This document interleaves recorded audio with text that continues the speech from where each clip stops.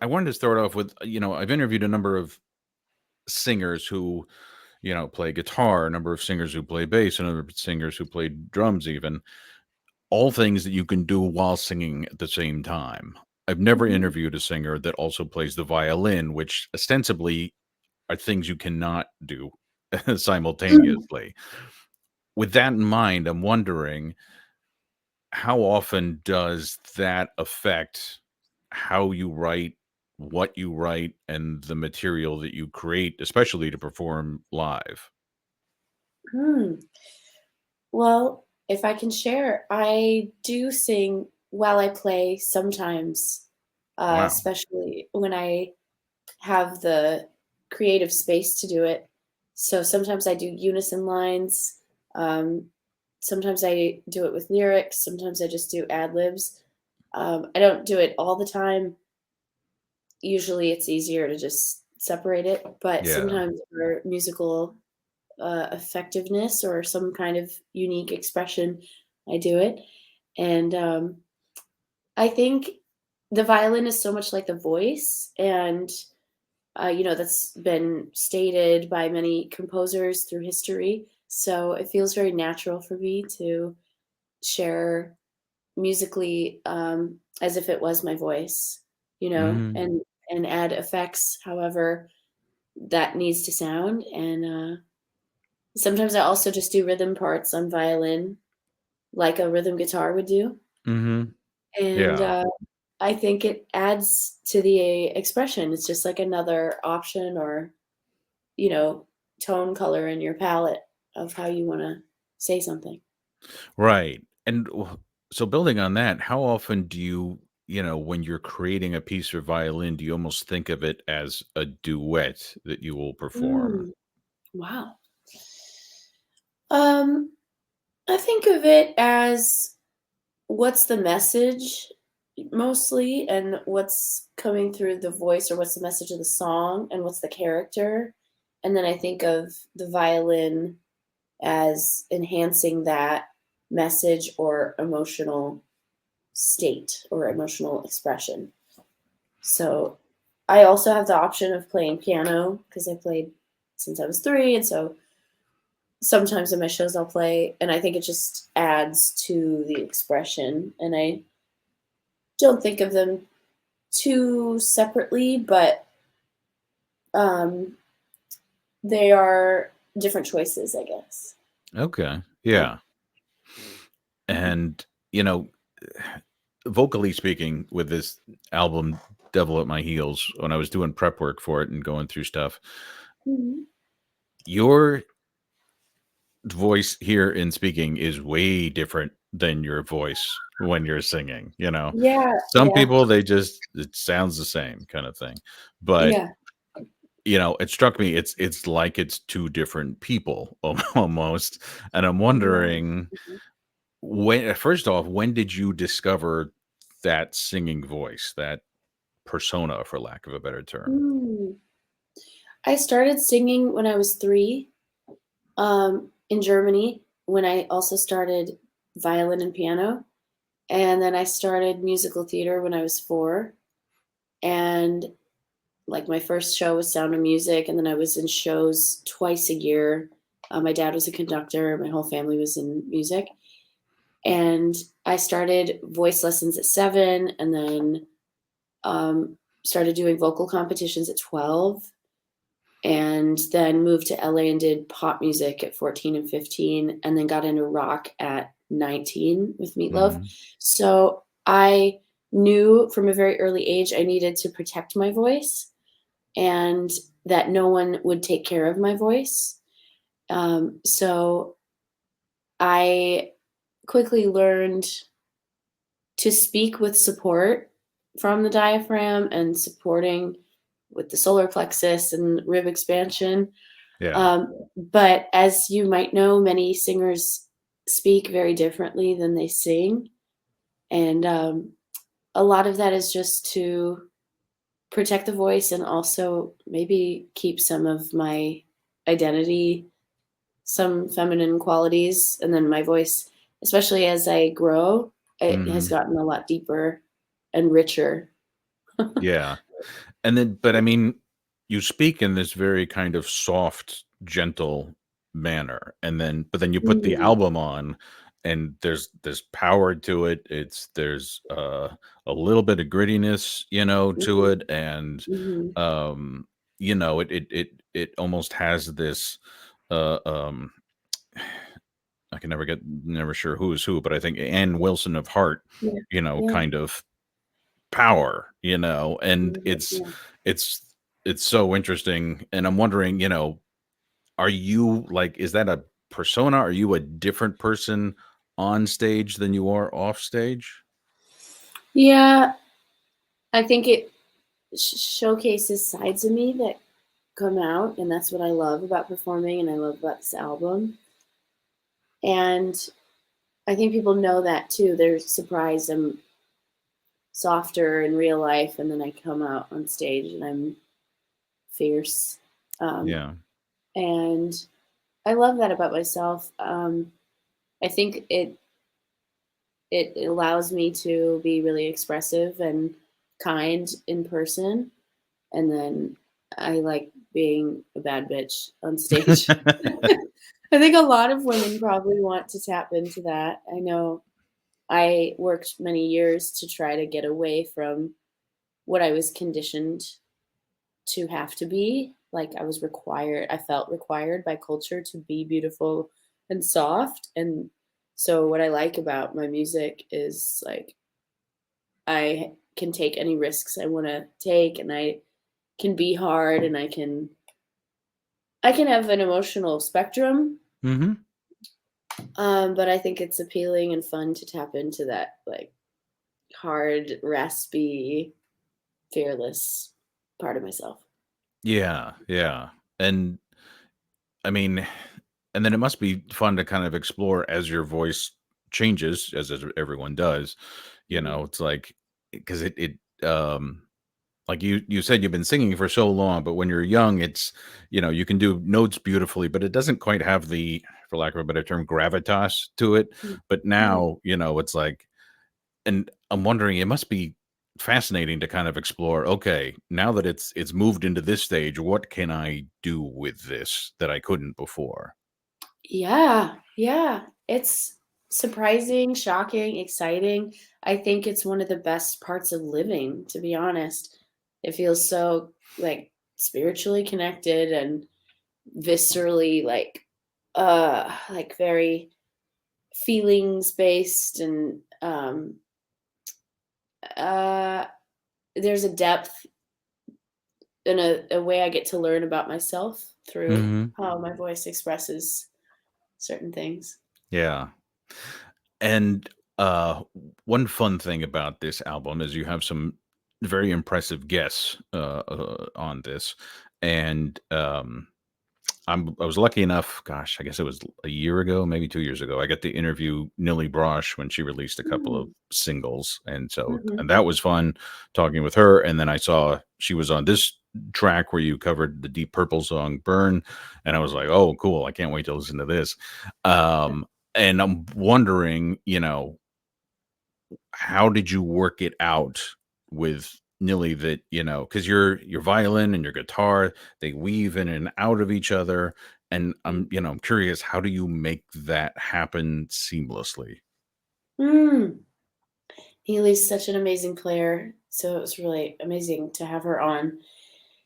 I think I just chose where I was gonna play the violin and cover Richie Blackmore's guitar and cover the guitar parts, and then I transcribed the first solo, as you can probably hear. Took me like an hour to transcribe and choose like what I was gonna do, use the wall. Mhm. And then there's that big solo, and then there's some organ harmony parts. And I think I just knew, hey, this is something I love to do is play in harmony with guitar. Can you cover these parts? And Mhm. she did, and she just rocked it. Like her spirit and her playing is just so powerful. And one thing I'm always curious about when it comes to a cover is what's the key to honoring the original, but also putting your own stamp on it? Hmm. I think it's so important to honor the style and the artist's sentiment. So even if you're revamping the arrangement or playing or singing it in a different style, is just represent the meaning of the song well. And if you are covering it in the same genre, same style, make sure to honor the style and execute the style accurately. Mhm. For me, since I feel comfortable being steeped in rock because I got into rock starting with Meatloaf, which I know isn't that like heavy, but got exposed to like Anthrax and all these like bands around. And I got to actually like be on a tour that was routed along with Heart and Def Leppard. So I got to watch Mm. them like every 2 days. Um, I just think making sure you execute it high in a high level and then bring your own take on it. That's the other thing I think that's very important. So you're making sure you portray the emotional spirit of the song, and then nobody wants to hear like a recycled song. So you got to like bring something new musically that excites people. Yeah. And I'm wondering, because so many of these classic rock songs and things, artists that you've mentioned, they did not have any kind of formal training, you know. Um, and I'm wondering, Mhm, coming from your background, do you mhm, maybe see things a little differently, or what is the edge that your extensive education gives you when it comes to covering songs like this that or maybe written by people that didn't even read music necessarily? mm. Yeah.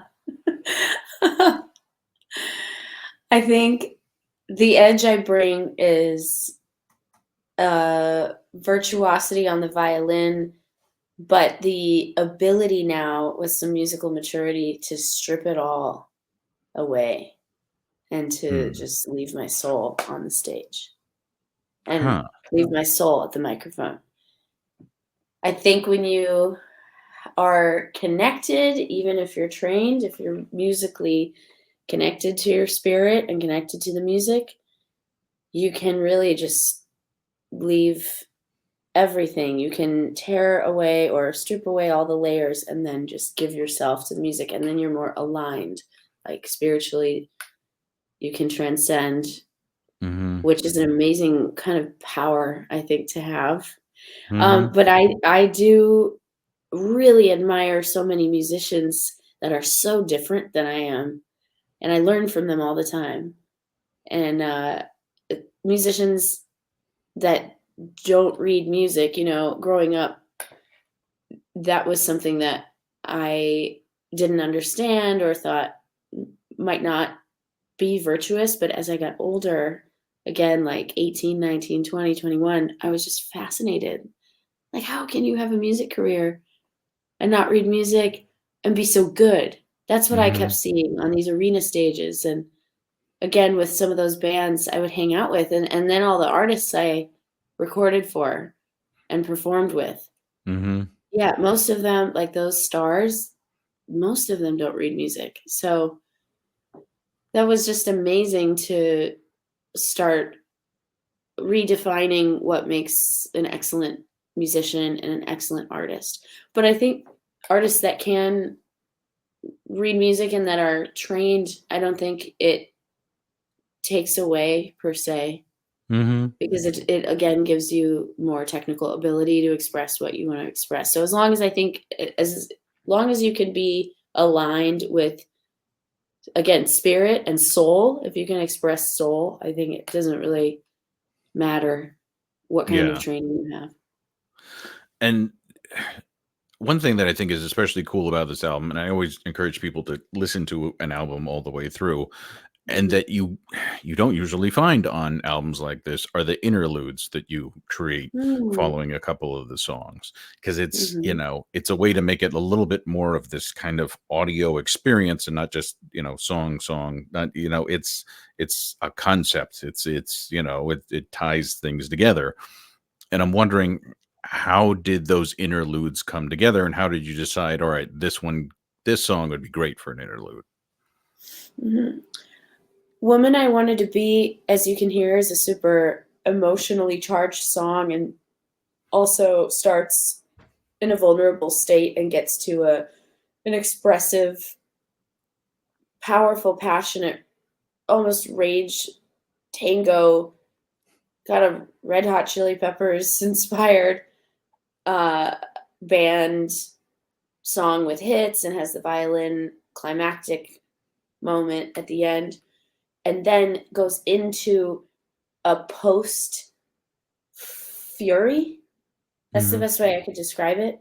And I felt like it needed that post expression and it Hmm. needed to be just violin and cello. There was some kind of depth I needed to expound upon and continue after the song. And it came together really easily. I had an idea and brought it to a cello player named Simon Huber. And I said, what if this was kind of 1800s, more 1800s than 1600s, like more romantic than classical or baroque, but Hmm. it's just a driving dun dun dun dun dun dun dun dun dun dun dun dun dun, and it grows and it has this frustration and this crying out, and then finally gets to a realization point, da, and comes down and lands, and I thought it needed that musically, Hmm. and so I created that maybe in one session with the Oh, wow. cellist Simon. Yeah, Okay. and I love that part on the record. And then the other interlude was with my mentor Andre Gill, who's one of the best musicians on the planet. I'm so grateful to make music with him and have trained with him since I was like 22. Mm. And that was a much softer emotional quality.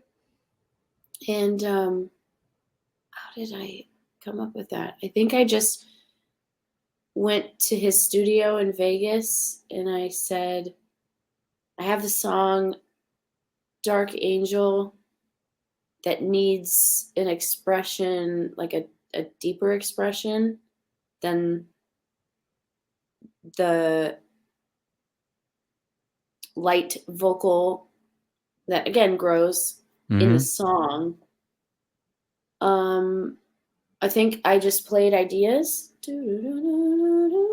and then he's such an amazing musician. He just follows on the piano and reharmonizes, Mhm. and that's more of a like a push and pull. Again, very emotional quality, and it leads really beautifully and offers you something to consider musically before the song starts.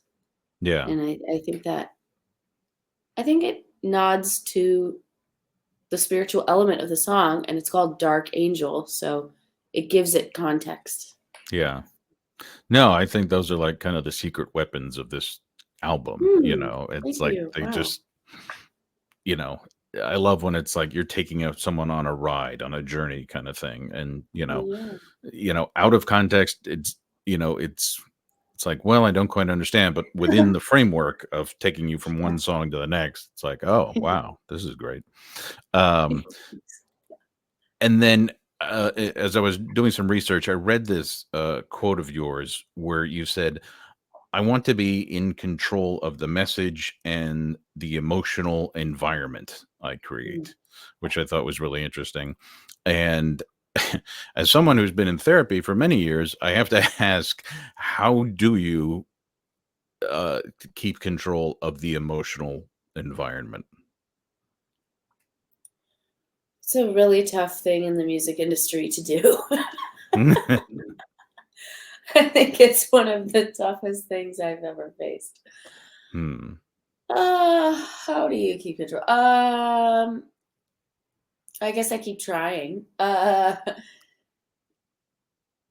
me think. I surround myself with musicians that I align with in belief and like not doesn't have to be like political or spiritual beliefs. It's just like general values of how to treat people and what kind of music we're making and what we're doing with the music, what we're doing on stage, why we're doing it. We're trying to touch people. We're trying to help them understand their humanity. We're trying to process our own humanity. We're trying to have fun. Um, I don't think I can fully control my music or social environment, but I think to stay a well adjusted musician, if I'm deliberate in how I want to be making the music and the social environment around me, Hmm. for example, by maybe removing myself if there's like a negative or toxic musician around or producer around Hmm. or music industry person around. Um, and also staying safe, like physically and then also creatively. Like, of Hmm. course, you want to push boundaries, but I'm saying like actually like leave the studio if you don't feel respected. Right. Um, and actually being deliberate about that because growing up musically, I was taught that the authority, whether it's the conductor or the teacher or the producer, they have all the final say all the time.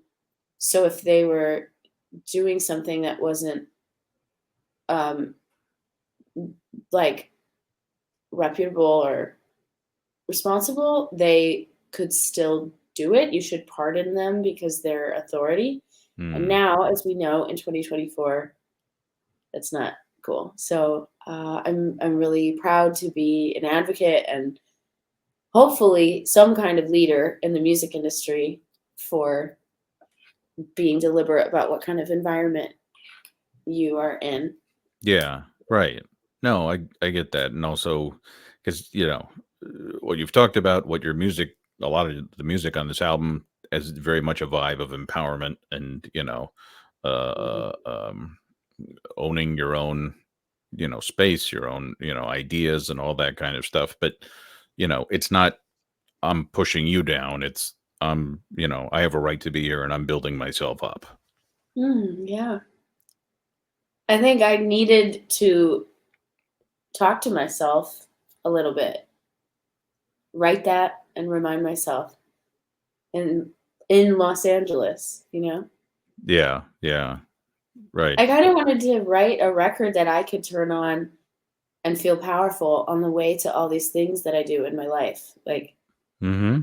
meetings, huge shows. Like it hasn't been easy to live in Los Angeles coming Right. from Iowa. So I've taken so many risks and I remember a time when I was nervous every day, going to every gig, every recording session, every single day. I was scared or nervous. And I used music, like certain artists, to Mm-hmm. help pump me up and give me strength. Yeah. So I basically wrote a record to help me do that. Yeah. No, that's great. And it's taking care of yourself and hopefully along the way other people as well. Hmm. I did the opposite. I grew up in the Los Angeles area and then left for North Carolina. So Wow. Yeah. so, it got easier as far as my environment went, Uh-huh. but I definitely know, what it's like to be in LA, a city of millions where you can feel completely alone sometimes. Yeah. Yeah. So, all right. Well, I promised Amanda I wouldn't keep you too long because you got all this other stuff, but is there anything we didn't cover that you want to talk about? Hmm.